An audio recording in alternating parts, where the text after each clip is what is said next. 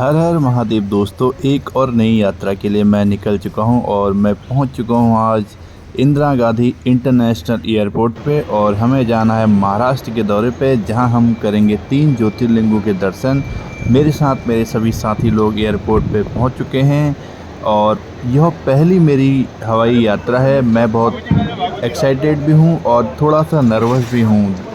दोस्तों, चेकिंग की सारी फॉर्मेलिटीज़ कंप्लीट करने के बाद हम निकल पड़े हैं अपने गंतव्य की ओर। हमने थोड़ा बहुत मस्ती की एयरपोर्ट पे, थोड़ा सेल्फीज ली, थोड़ी रील्स वगैरह बनाई। उसके बाद हमने ब्रेकफास्ट किया अपना।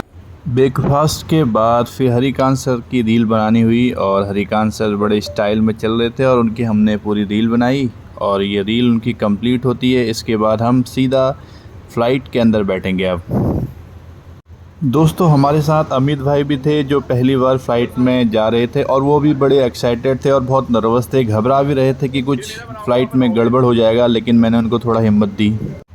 इस एरो ब्रिज के सहारे हम अपनी पहली फ़्लाइट में पहुंच चुके थे आगे की यात्रा के लिए।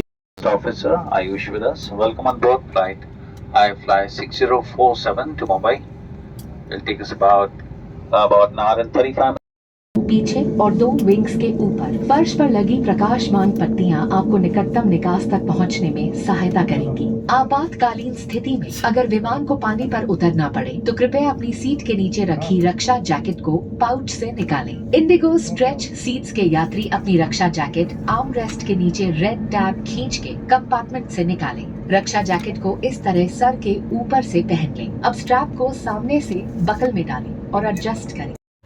एयर होस्टेस के दिशा निर्देश के बाद हमारा फ्लाइट आगे के लिए बढ़ चुका था। Alongside our crew member Shruti, Asmi, Nikki, Shailina and I, Sunapella, the lead cabin crew can speak Hindi and English.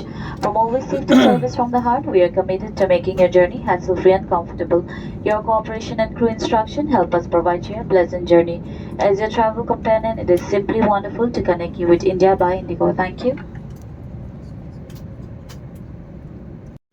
हमारा प्लेन धीरे धीरे रनवे की तरफ बढ़ रहा था और हम थोड़ा एक्साइटेड हो रहे थे क्योंकि मुझे थोड़ा घबराहट भी हो रही थी और अमित भाई को भी काफ़ी घबराहट हो रही थी जैसे जैसे प्लेन आगे बढ़ रहा था।